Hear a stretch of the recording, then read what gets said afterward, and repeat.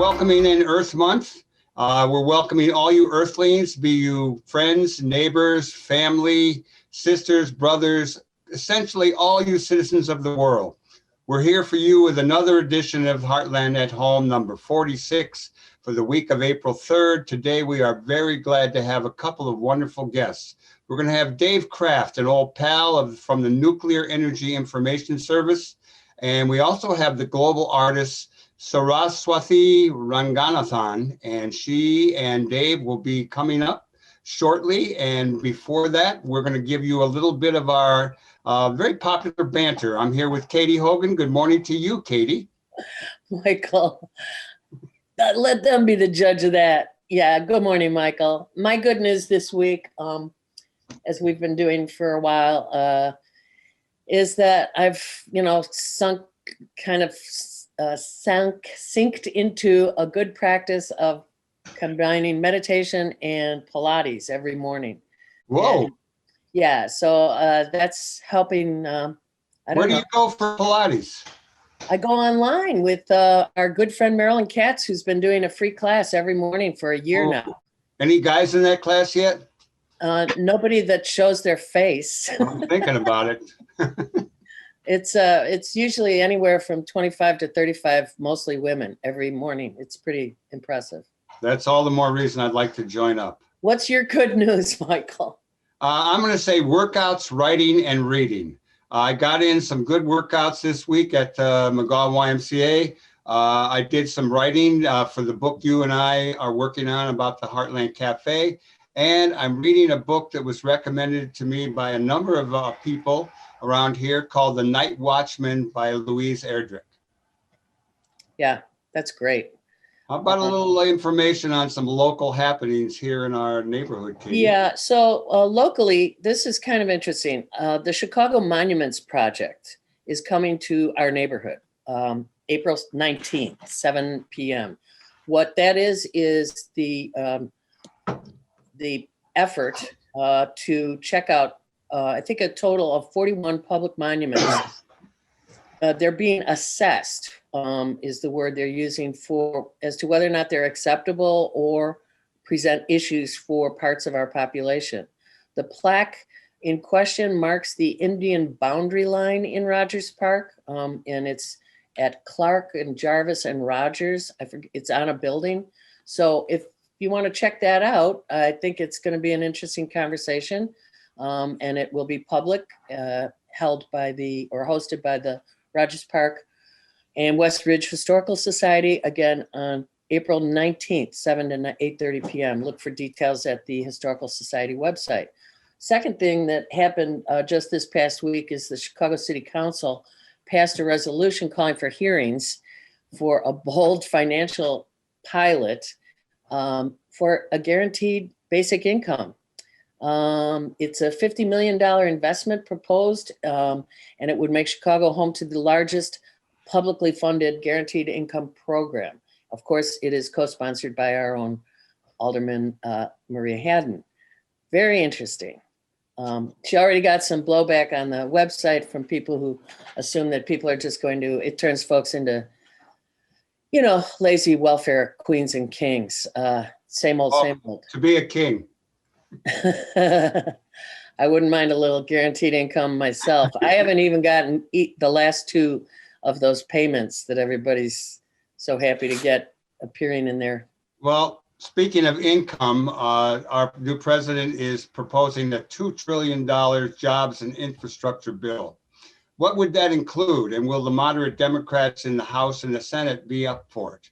And speaking of all this, it's really time to get moving on House and Senate races for 2022. It could get really rough. We really need to devote a lot of time to winning some of these races to keep our majority in the House and hopefully expand the majority in the Senate. I'm sure that many of you, like I did, had a very full inbox in your email this week when the first quarter fundraising deadline passed of March 31st. What Michael is speaking to is in fact really important. The midterm races, when a party is holding the presidential and the majority in the Senate, it's usually rough on that party. So we're going to have to work double hard to maintain the wins that happened in 2 years ago, like Lauren Underwood and Sean Casten in our neck of the woods. Those people need our support to win back their seats, plus to make some inroads. It'd be nice to have an extra senator or two by this time 2 years from now. So in addition to the jobs and infrastructure bill, which is going to be, it's going to be debated. But in addition to that is the very important, I think more important, State House, the bill that's moving from the House to the Senate called Bill for the People. It is all about protecting our right to vote and not making it more difficult. So it stands as a federal reaction to the awful tendencies happening in House and small legislatures, state legislatures all across the country, where Republicans are trying to make it more difficult for people to vote. It's easy to get a gun, hard to vote. That's the latest refrain in America. So this is called Senate Bill 1 for the People? Right. And people are being encouraged to call your senators and your Congress people. It's up to the Senate next. The Congress has already passed it. So calling Duckworth and Durbin, who of course are for it. But if you're in another state, please make calls for this Senate Bill 1 for the People Act. Okay, and down there on the border, things go on with people coming out of Central America because life there is cruel and hard and dangerous. So why are people coming? Well, the former ambassador to Mexico, who was appointed by Trump, had a piece in the New York Times on Thursday that basically said the biggest factor driving such flows has gone largely unaddressed: the willingness and ability of American employers to hire untold millions of unauthorized immigrants.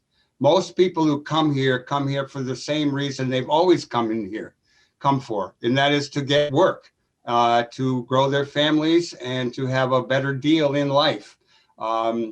We are going to have some reports coming from people real active down in El Paso and Ciudad Juarez. Stay tuned for that. This is an ongoing situation that really has to do a lot with our own foreign policy over many years in Central America. We created the conditions that have led to all these people trying to come here and work.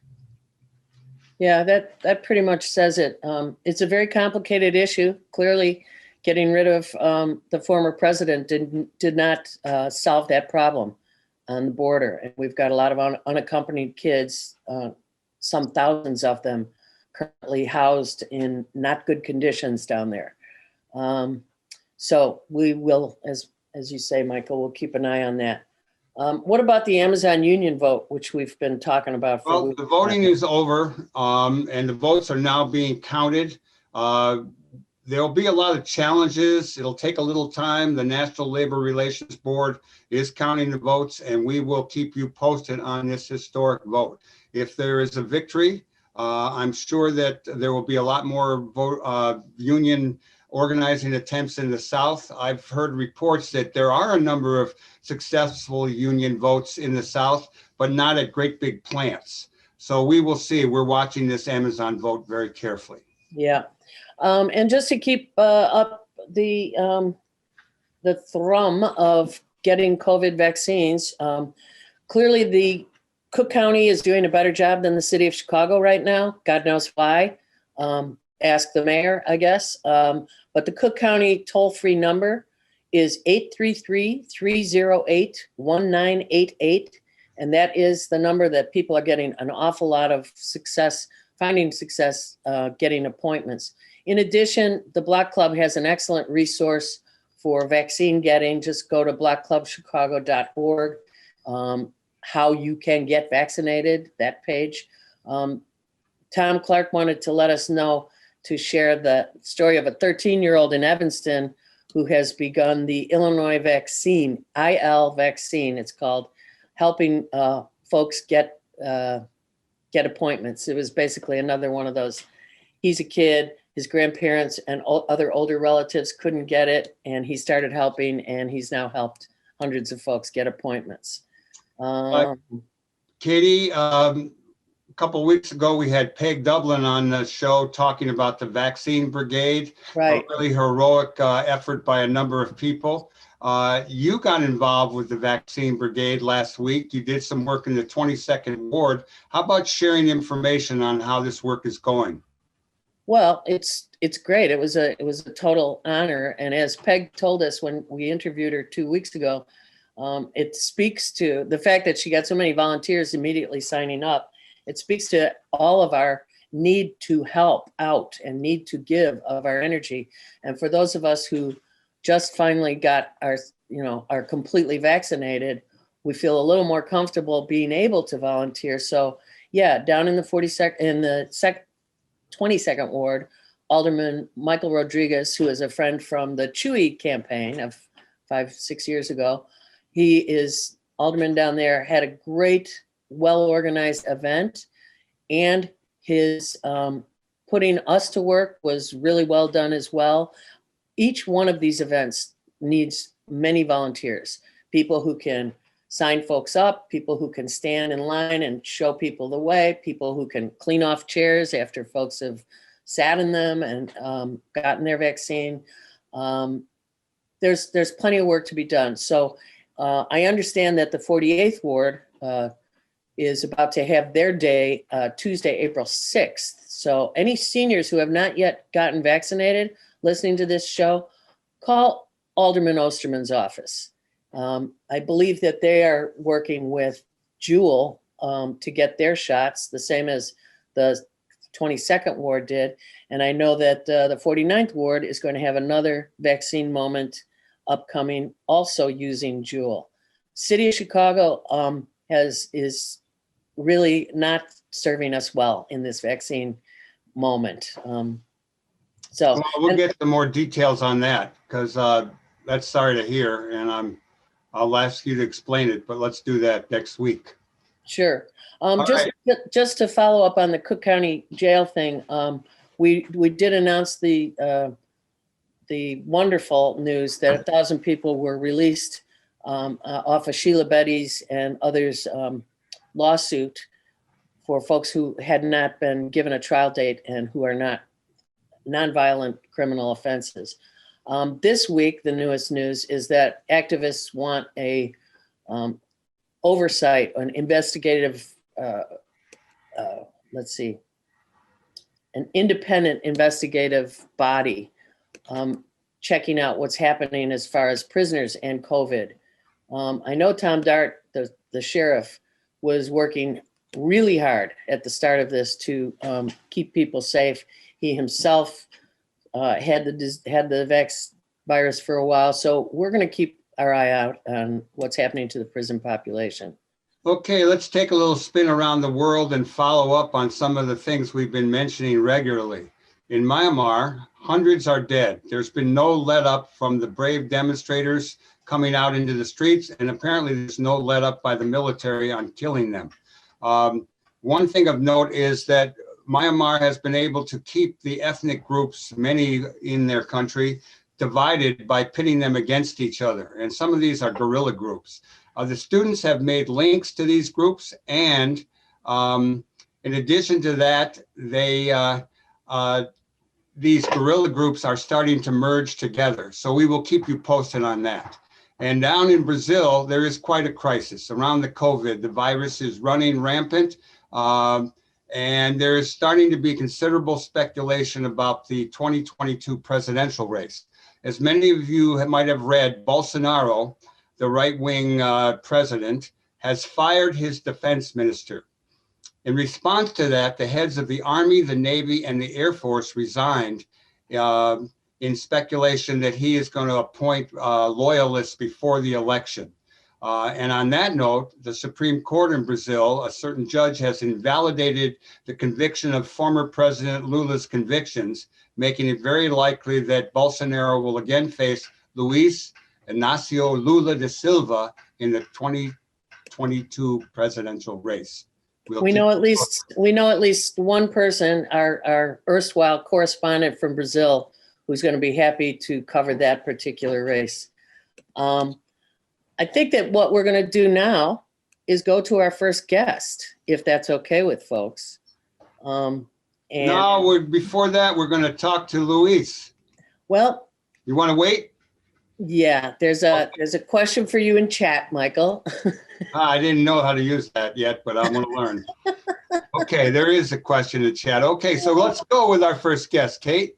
Okay, we'll be right back after a musical break with David Kraft of NEIS. Stay tuned to Live from the Heartland, Heartland at Home on WLUW.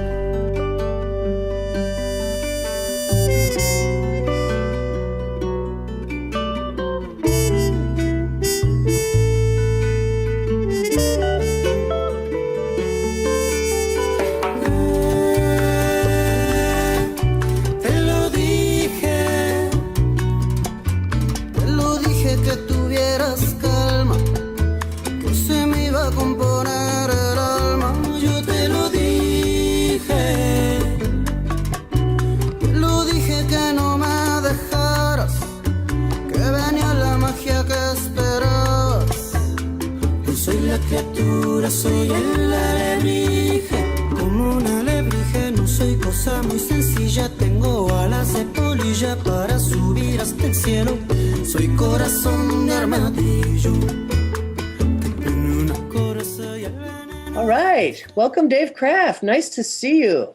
Thank you, it's good to see you guys again too, it's been a long time.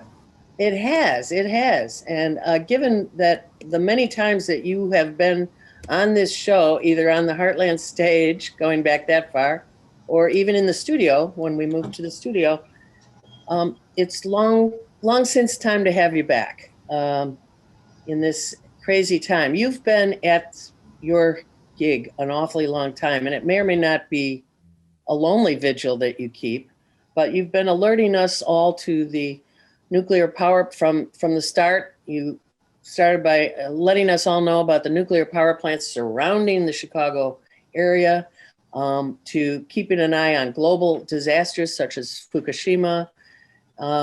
What causes the greatest concern now that you're dealing with from NEIS point of view? In a strange way, old age, my own and the organization's. As you pointed out, Katie, we've been at this a long time. As it turns out, in June this year, NEIS, Nuclear Energy Information Service, turns 40. And I was doing this 2 years before that. What concerns me, though, at least on this particular issue, is that not just NEIS in Illinois, but nationwide, there's so many other competing issues that we haven't seen a rejuvenation of people, expertise, new folks coming in, activists, of a younger sort.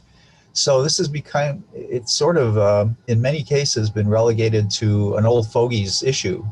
It's not as hip, not as current as pipelines or, environmental justice, for example, or even climate change. Although all of those issues do have some basis in the work we're doing. So that's something that worries me, is that it's just not the glam issue that gets the attention it really deserves, because when you come down to it, we have 2, maybe 3 literally slate wiping, planet destroying possibilities for Earth. We have the climate disruption that's going on. We have nuclear, either in the form of weapons or waste or power. And I suppose you could add to it now pandemic, which is related to the first issue. Yeah. Yet it doesn't quite, that second issue, the nuclear issue, just doesn't get the attention, both in terms of weapons and in terms of nuclear power. So that really worries me. Dave, there was a congressional briefing this past week in DC regarding evidence-based objections to nuclear power. Can you comment on that, please?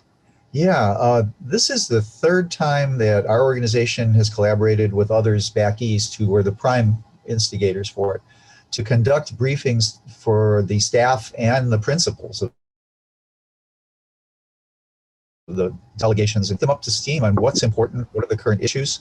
And this go round, the third one, focused on the fact that number one, the nuclear age is over. Just, you got to get over it. It ain't coming back no matter what you do. It's dead. And now we're entering what's called the age of decommissioning, which is the process of what do you do with all these hundreds of reactors worldwide when their lifespan is over. They're all radioactively contaminated.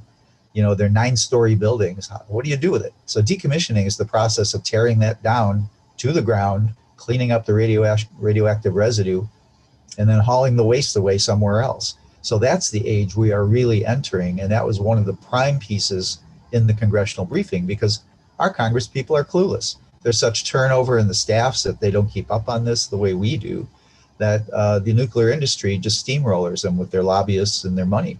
So decommissioning is one issue.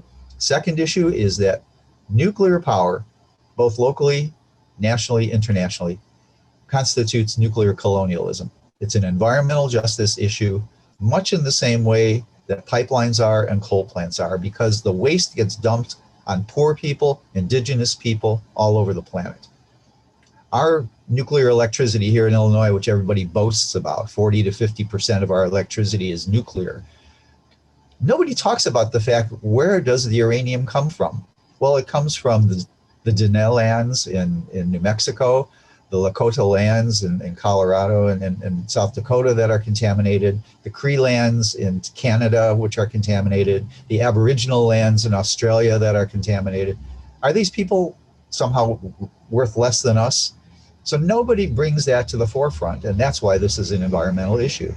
And we will be doing we actually did a program on this last month, which is online, and I can forward the link to you. You can put it in your chats.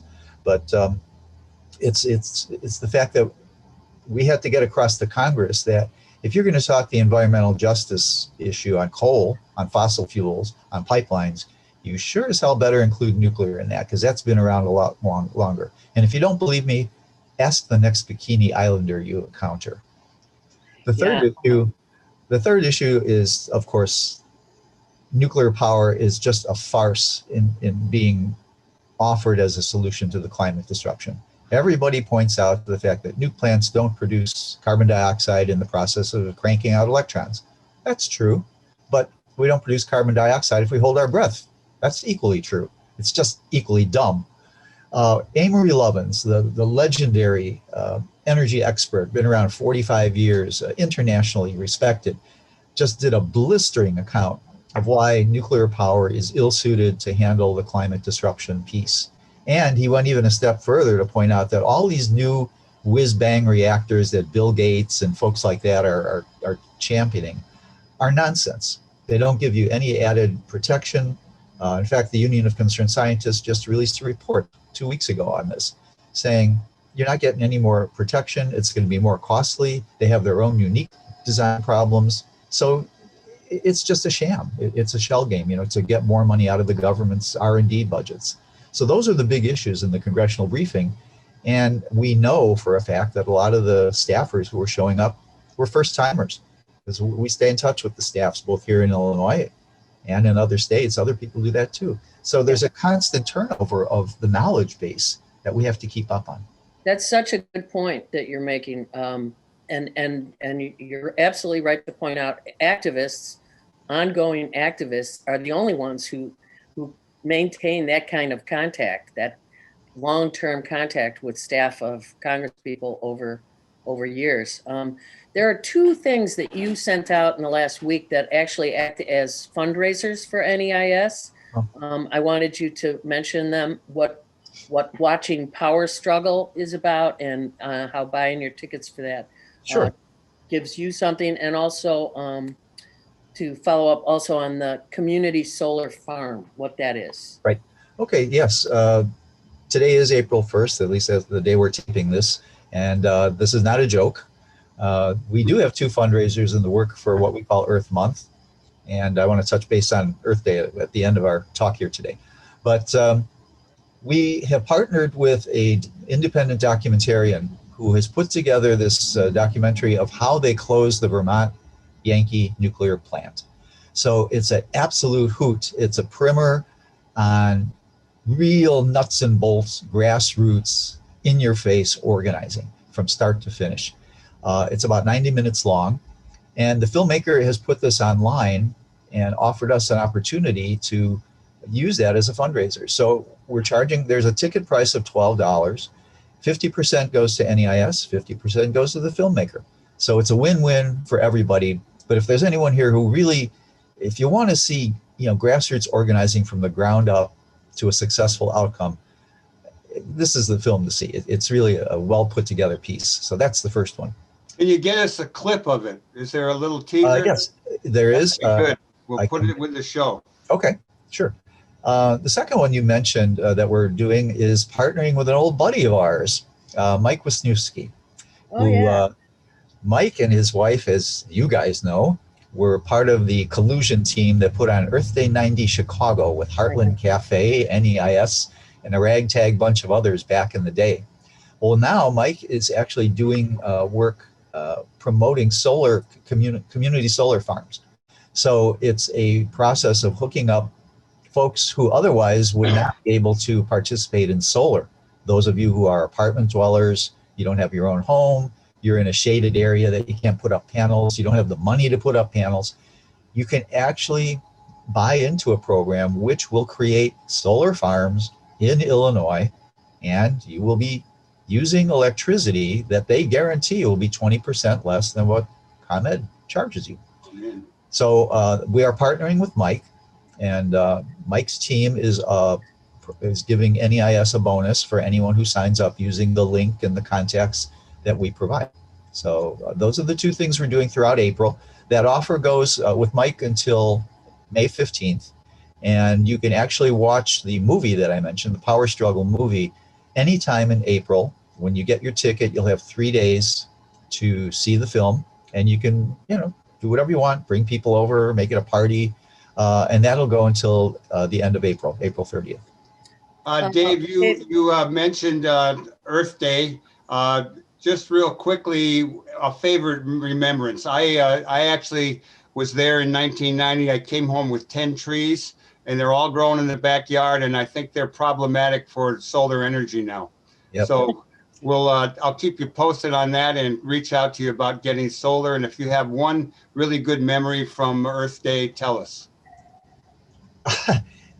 Talk about the power of organizing. I wrote a little bit about this last year for the 50th anniversary, but the fact that what do we do, Mike? 6 months, 5 months, a bunch of nobodies who knew nothing about putting on enormous events somehow managed to get the city of Chicago to give its crown jewel for a location in Lincoln Park, Chicago, on the first 80-degree Sunday of 1990. And Jim Slama and a bunch of other folks somehow managed to raise $250,000 to put the event on. That is just, it blows my mind even thinking about it now. But you were a part of that, you and Katy, Mike, so many other people, Paul Miller, who's off in New Jersey now, Jim Slama, who's here doing Family Farmed. And the wonderful, the inestimable Helen Doria. Whatever. Helen Doria, your hostess supreme. That's how we bumped into her. Well, we're running out of time with you. I guess I want to just ask two final questions. Sure. One is, what do you most wish your allies in clean energy would do more of? It sounds to me like one of them is recruit younger people to the movement. But what do you most wish all of us would do more of? Okay, in a general way, we want to mention, we have to impress this point that we can't nuke the climate. So we have to oppose every measure that attempts to hold up nuclear power as a climate remedy. That is very concrete. It's happening in the Biden budget at this point. And we have to push back on that, and we have to stop it, because every time you have a nuclear plant operating, you're not operating solar or wind or geothermal, because it sucks up the market capacity. So that's really a prime issue right now. And the second is, don't forget, this is an environmental justice issue. So we have to press that point home. And finally, darling, thank you for joining us. And what ways do you believe that we should not return to normal after we all get vaccinated and we're on the other side of this crisis? Yeah, that's a toughie. I'm almost more inclined to point out that what we're doing right now is an example of what should continue. The fact that we have greater access using Zoom, for example, or some of the other platforms that get us reach that we wouldn't have had otherwise. Absolutely. But what should we not go back to? Being polite. I mean, we are Midwesterners. We take bullshit from everybody all the time and swallow and smile. And we've just got to get a lot tougher than even AOC and Bernie and all the others have been so far, and really push the agenda that's going to turn this place around. Because, the capitalist system that brought us to this mess is not going to be the one that's going to bail us out of it. Very good. Dave Kraft, God love you. Thank you so much. Thanks, Good to brother. see you. Look up NEIS, folks. And Nuclear Energy Information Service. all right. We'll send you the links and the clips. Thank you very much. Okay. Over and out, brother. Stay well. Happy Earth Day.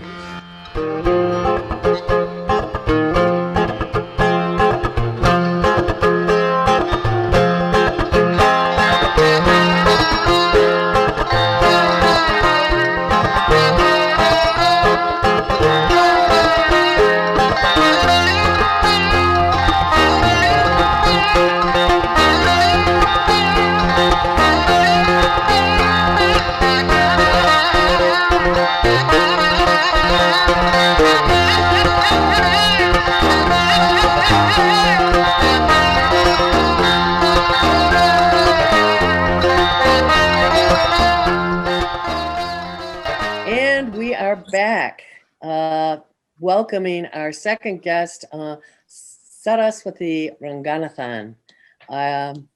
Thank you for putting up with my. No, you said it right, Katy. You got it right. Okay, good. Awesome. I love it. What I'm most happy to tell you that since we had you on the show 3 years ago, I actually visited India. Really? I did. Which part of India did you go to? That's fantastic. Yeah, it was so fantastic. And it was fall before, a year ago fall before the COVID hit. So I was very, very lucky. To go, yeah. Yeah. And now, of course, I want to go back because the visa is good for 10 years and it was hard enough to get. So I want to use it again. You bet. Yeah. Yes, You are, very soon, I'm sure. You are an amazing person, artist. You are a Veena artist. You taught us last time we had you the difference between a sitar and a Veena. Yeah, thank you. People can see in front of you there. But you are called a cross-cultural ambassador. How's that going? Yeah. Well, it's been ever since I started playing the Veena. I can start from whenever I started playing the Veena. I've had influences from my mom, from my grandmom. It's from a lineage of musicians that I come from. And then they have actually been very open to bringing people of different backgrounds together. I think that's where I get it from. And also my own, after my move here to the US, my own practical personal crises and experiences have furthered that mission of one stage, one music community, and of bringing people from different cultural backgrounds and different musical genres together so that we send a message across of less fear, less hate, more love, so we can all live as one family. So that's sort of been my life mission and mantra. So that's going well. I'm able to do it through, I'm glad I'm able to be a vehicle for something that brings people together, sharing a positive message. And here I want to tell you the intent of the traditional music that I play, which is called Carnatic music from southern India. Say that name again of the Carnatic music. That's the form of ancient music from southern India. That's what is traditionally played on the Veena. So some of the sounds. So the fundamental concept of Carnatic music is called raga. So what raga is so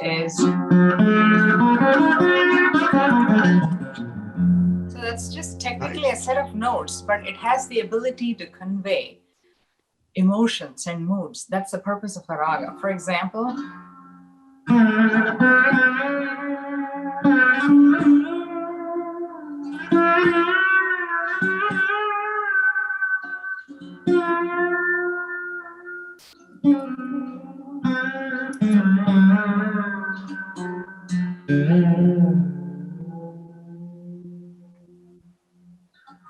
So if you can observe that the sound of this is sort of maybe pensive or probably something more. So people usually give me words like, this makes me worry or stressed or sad. So those are some of the sounds here. I would think somebody would say it's meditative. And meditative, some people say that too.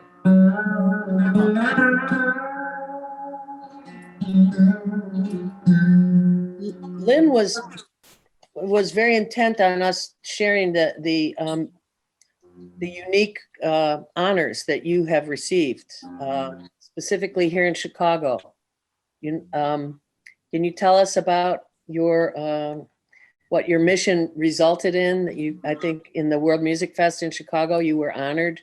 Oh no, it was in the Chicago Humanities Festival. Sorry, Chicago Music Awards. Okay. Yeah, I was gonna get to that. I wanted to finish this raga thing and how it's universal. So for example, Sorry for interrupting. No, that's okay. That's great. You actually led me well into the next question, which is nice. So this, you just interpreted the mood as meditative, but you had no clue about what a raga is, what Carnatic music is, but you actually were able to interpret what I played. So that's what I'm trying to say, that raga music can speak if we allow the sounds of the raga music to permeate us. The raga music can speak. So that's my intent, to get that emotion and mood right across, because these emotions are common across cultures, being meditative, being happy.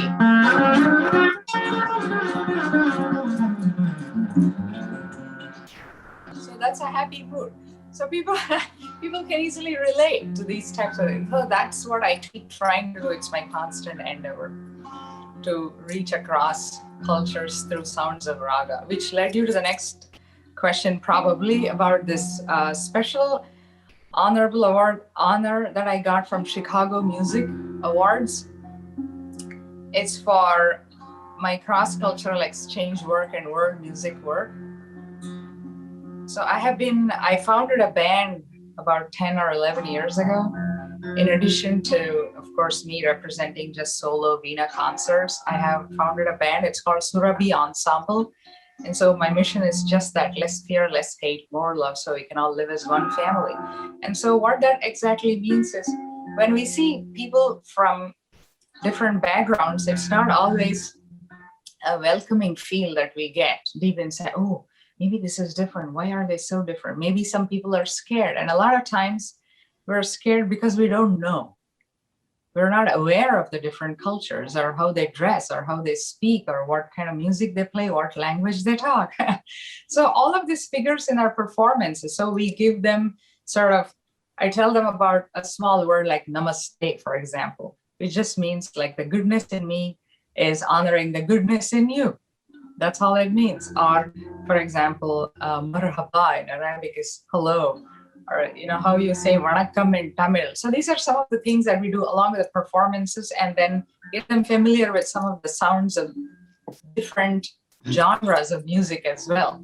And then I always try to wear a sari, so that represents sort of some of the cultural background that I'm from, so they are familiar with what it is. But yet I try to bring in a contemporary context to all of this. So saying this is joyful, this is meditative, we can de-stress with it. So that's the point of, so when people get familiar, then they start to at least accept the difference, at least accept, and at best they embrace it. And the best part is they can talk to this about their families and friends and say, hey, look, I saw something like this and it's really nice. So it kind of pass it forward type of thing, right from the children to adults. That's what I try to do. Let me ask you about perhaps the last time that you toured. Would that have been the Global Peace Tour in 2019? How about Yeah, that telling was us the about that and then play us a tune? Yeah, sure. So we embarked on this idea of taking our mission globally. So we were able to do that with grants from Chicago DKs and also with award from Logan Foundation. Oh. So we went around Hanoi in Vietnam. We did a lot of presentations to schools and cultural centers and also to immigrant children in Vietnam. Then we went to Spain, Portugal, and we went to Senegal. It was beautiful. And so everywhere we were able to interact and play with local indigenous musicians, and we were able to come up with music, original music. So it was a wonderful experience. That was our first peace tour. Our second one was a cultural exchange tour last year. Thankfully, just before the pandemic started, we went to Oaxaca and Huajuapan in Mexico. So that was a wonderful experience. We were able to create some music with some indigenous Oaxacan musicians. We went to orphanages. So, and then we did some street festivals. These are some. So it's more about interacting with people. On when we travel deeper, that's what happens. We interact with the local people and absorb some of their cultures, and they get to interact with us and get to know diverse cultures from around the world. Because ours, we have flamenco, we have Makam music, and then we have tabla, we have some Indian rhythm, and then we have Carnatic music, ragas. So all of this thrown in with Oaxacan indigenous songs. So it was fun. I can play a little bit of, on the veena, I can play a little bit of a bhajan, which is a Southern Indian sort of a tune that most people can relate to. So let's see.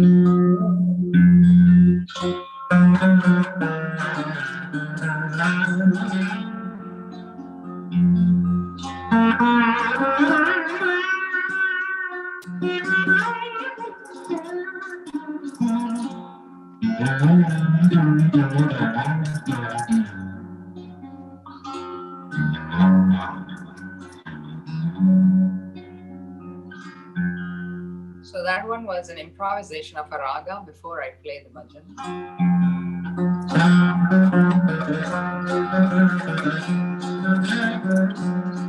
So 1, 2, 3, 4.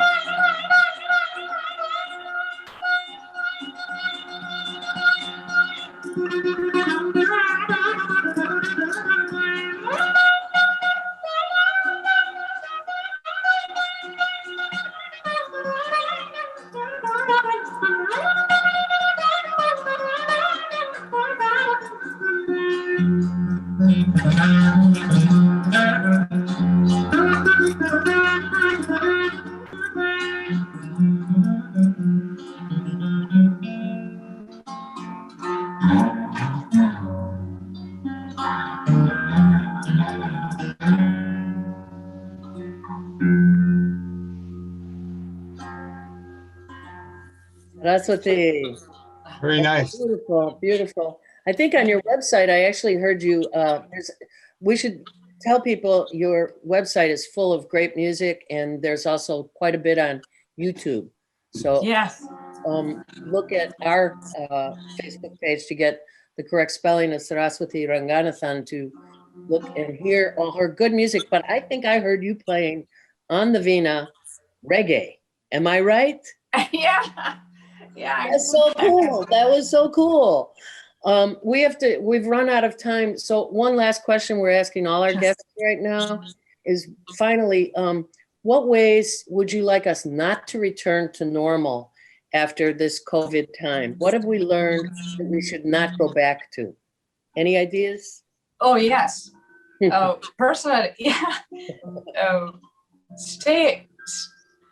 Engage yourself more in the arts, because that's one of the things that I find that people have been doing during the pandemic. Where would we deal with all our stress without the arts? So people have turned more towards the arts. So please continue the focus on valuing the aspects of life that are not tangible, like hugging our people, listening to and encouraging independent artists, supporting your local businesses. So I would like for people to continue to do that. Beautiful. And realize that artists contribute now, realize a little bit more the importance of art and artists in the wholesome development of our community and society. Thank you so much. Here's to seeing you in person next. Thank you. Thank you, Katy. Peace and blessings. Me and my babe, we fuss and fight. I turn around, man, you know that everything loud, it's got to be all right. I love my baby. You know it's true. Ain't nobody's business what we do. Well, we're back with more live from the Heartland, and it was so good to hear that music. We're used to hearing a lot of music over and over, but I don't hear a lot of Indian music, and with little reggae undertones, it was great. And now we're going to take great pleasure in sharing with our viewers and our listeners that we have had the honor for months now for Luis Mejia, a student at Loyola, to be our intern, sometimes co-host and commentator. He does a wonderful show called The Modern Mexican on Fridays on WLUW. And on other days, besides going to class, he's helping us. So good morning to you, Luis. And how about giving us a little report on the aftermath of Loyola's loss in the big game?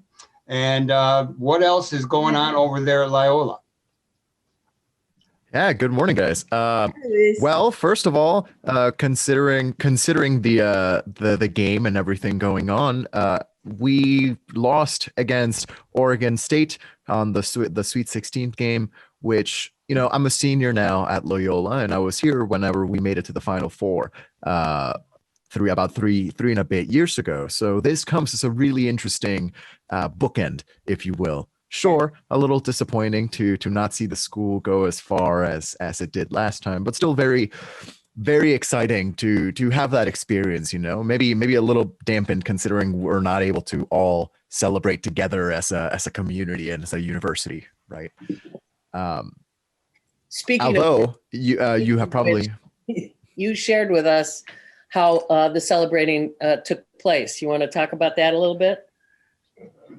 Yes. So for all of you that are around the area, around Loyola, whenever the Ramblers won their second game, there was a multitude celebrating this victory. So a crowd of students went out onto Sheridan and right in front of the school, right in front of the Target, and started crowding around. A lot of them without masks.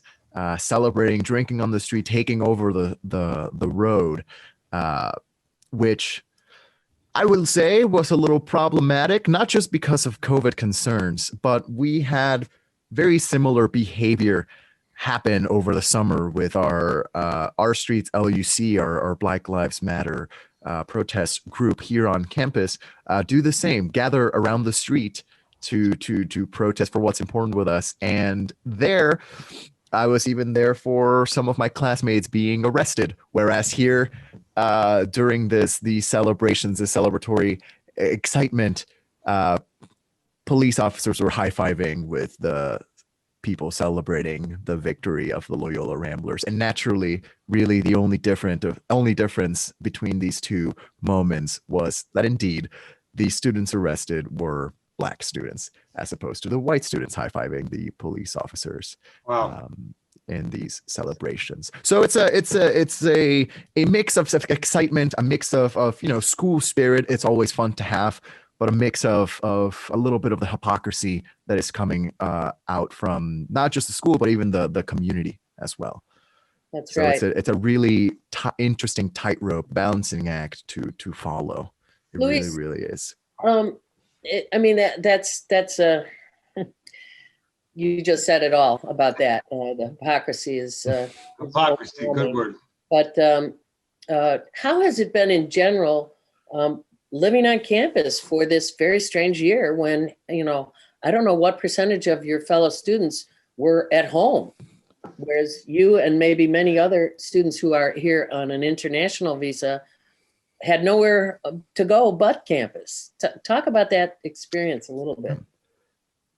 Yeah, first of all, I'm living in an apartment, like just a couple blocks away from campus, because up until just this past 6 months, no one was actually on campus at all. Every single class for the last year has been entirely virtual, which, of course, everyone's upset about that. You're not having the university experience we signed up for. Right. Which of course it's disappointing, especially for students in my grade who were about to graduate. Right, we spent our entire senior year locked up in our homes, and like you said, indeed, international students like myself, we couldn't really go back home. We had no choice but to stay here and continue living in our just small isolation, really.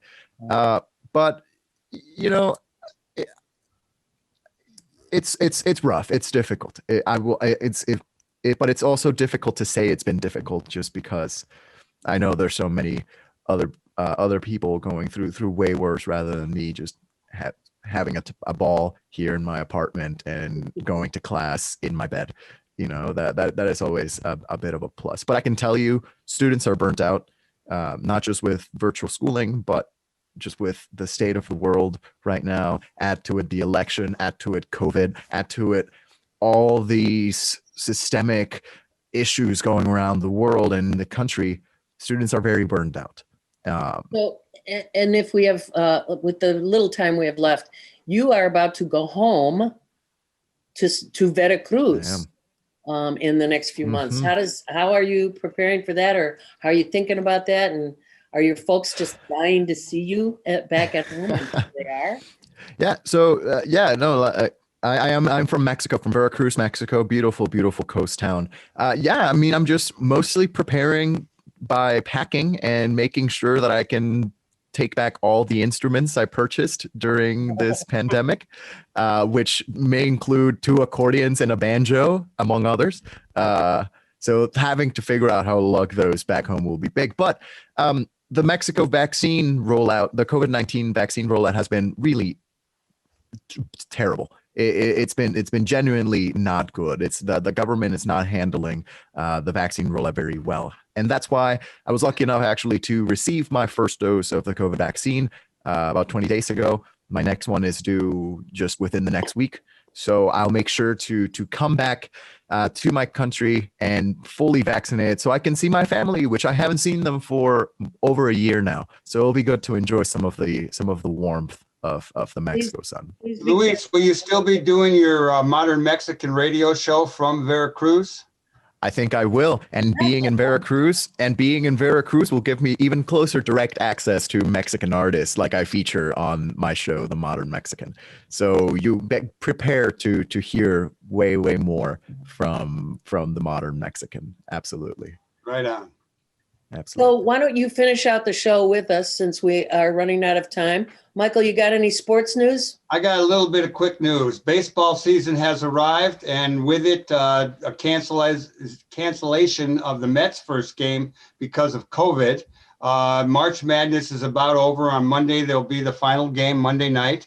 The Tokyo Olympics are on. And regarding voting rights in baseball, the head of the Players Association has proposed that the All-Star game get moved from Atlanta to another state that does not have repressive voting laws. The president has backed this up. So stay tuned and we'll see what's happening. And Coca-Cola, Delta Airlines, a bunch of other corporations down there, all take note that people are watching. And Delta did come out with a statement. We'll see what Coke does. One little quick thing, I will be opening my Prairie Dancer Studio Gallery tomorrow on Sunday at 1509 West Lunch. Stop by, look at the photos, have a little chat, wear your mask. I've had my 2 shots. Okay, our closing music is Our World by Twin Peaks. We thank you for tuning in on WLUW every week at 9 a.m. on Saturday morning. And also you can visit us at youtube.com/Heartland Media, cablecast all week long on CAN TV. Thanks especially to Tom Clark, our editor, engineer, co-host person who is on sabbatical for a moment. And thanks especially also to Luis for joining us on the show today, as well as being the background guy forever. And our marvelous music producer, Lynn Orman Weiss. We ask you to do good in the world. The world needs all the good that we do. All power. Power to the people.